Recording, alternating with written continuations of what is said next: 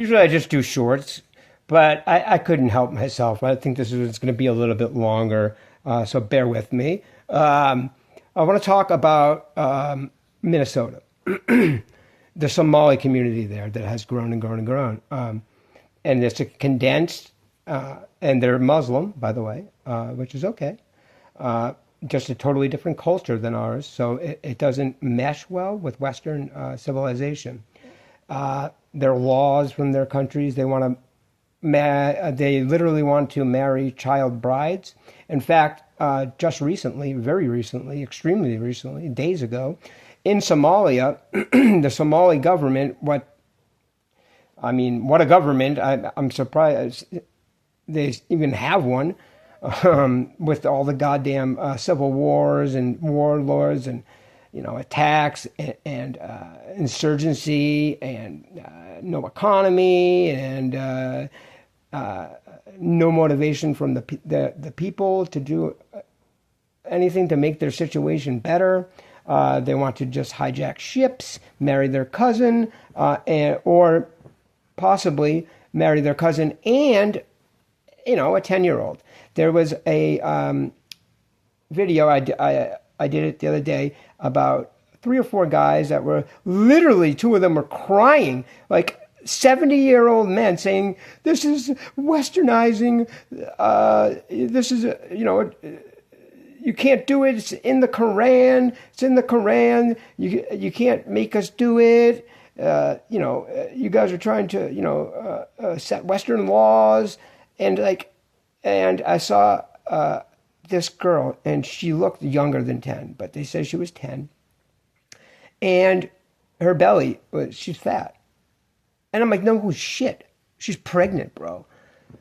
And they were at the market. Somebody was videoing them. And this is, nobody batted an eye. It's normal there.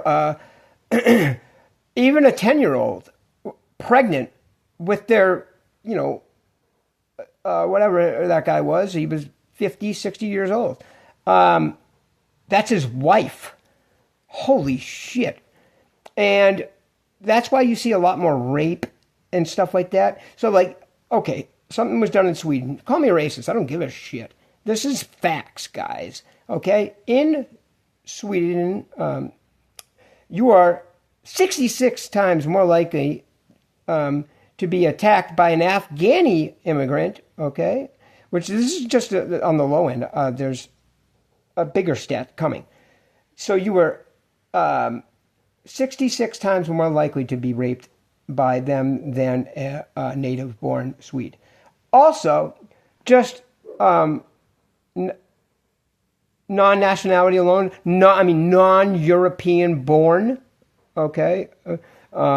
Non-European lineage, So people that aren't white, for instance, living in Sweden. It is so unbelievably ridiculous. Did you know that 87% or something like that of their rapes are done, attacks are done by non-European, non-Swedish immigrants, basically. Just call it what it is. It might be in the second generation. Maybe they have been there for 30 years and now their kids do it, right? It's a culture. It gets passed down. They're sick. Islam's a sick religion. I'm Jewish. And as you know, I'll say it again. I've lived with Muslims. I got along with them for the most part. But we had a falling out, and it's not something I want to just air out to the world. I hope they're doing well, but they weren't the nice and kind and giving and all wonderful people that they would tell you that they are and that their religion is. They'll break laws. They'll do. I got in 4 fender bender accidents. 4. Every time he was on the telephone, I go, dude, are you seriously on the phone right now? This is 2 accidents now, and a third, and the 4th. I mean, ugh. And then he would get out. He would argue with them. I don't want it on my record. Can I just pay you with cash? And then the cops come and to settle the accident. And he was successful with the first two on paying them off, so his insurance wouldn't go up and the like. But the third one wouldn't have any of it. She was hyperventilating because of the way he approached her.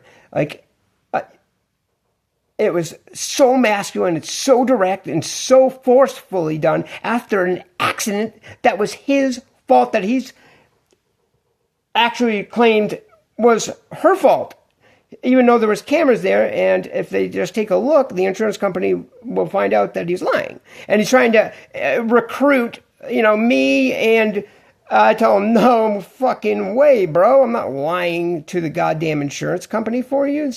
I was in the vehicle, but he's like, say that you were on the street when it happened, because, if you're in my vehicle as a passenger and friend, you're not going to be a reliable witness. Yeah, I'm like, are you out of your freaking mind? I guess he had done stuff like this before. And then I look up his name. In fact, my family had looked up his name, a family member's of mine, just out of curiosity. And guess what pops up? Rape. So he lost his Uber license. But I never knew he had actually lost it. He would talk about how important it was to keep your Uber license. He would call for other Afghanis. Of course, they would pay him to speak about their accounts and try to get them back, because he could speak great English. He worked supposedly. I don't believe the stories, because you catch somebody in a couple of lies and stuff, then you understand who they really are. Now, I do know that he definitely did work for them for a time being. I know because he showed me he was on a news station in Afghanistan for some time. So he was a big shot, but then he was a traitor, right? When we were leaving. So he's lucky we allowed him and his brother to come here. And his parents fled to Dubai. I guess there was hits on him. An IED was thrown over his compound wall he was staying at, living in with his family, parents. But he moved. They were aiming for him, supposedly, because he was helping the U.S. military, right? Translating, doing whatever. Of course, he blew up. Everything's exaggerated to make him look way better than he was, but all in all, it was an okay experience, but disappointing at the end. And I don't want, I'm not going to get into the matters at hand. It had to do with,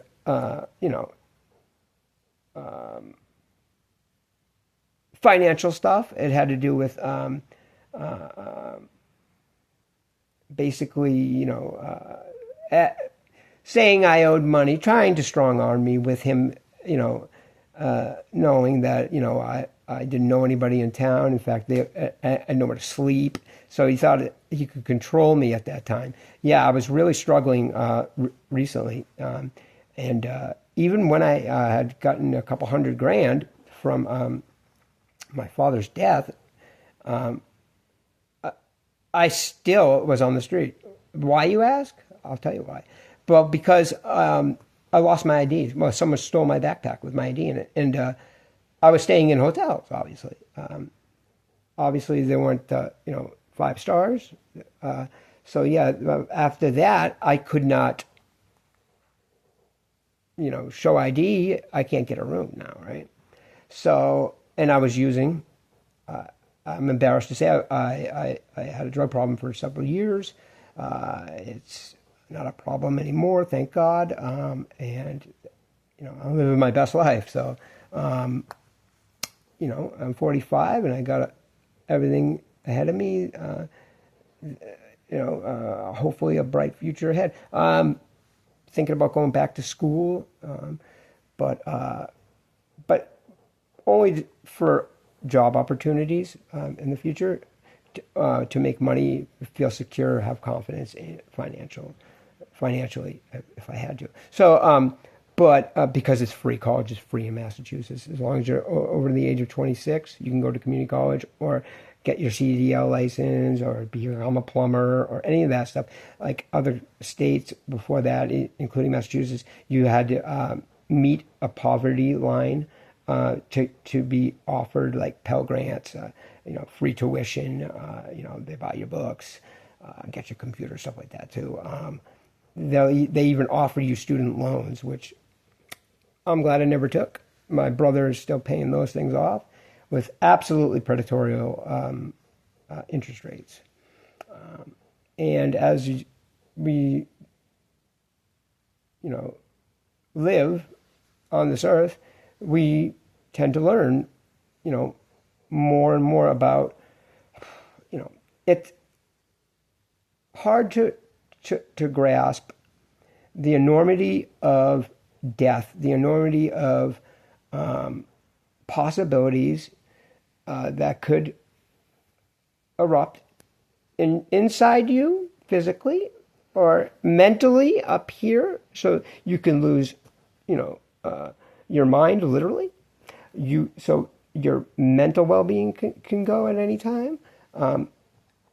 Genetically, if you have predisposed for these types of diseases, mental illnesses, it's a very big genetic component. So we do know that it's passed through family members, unfortunately.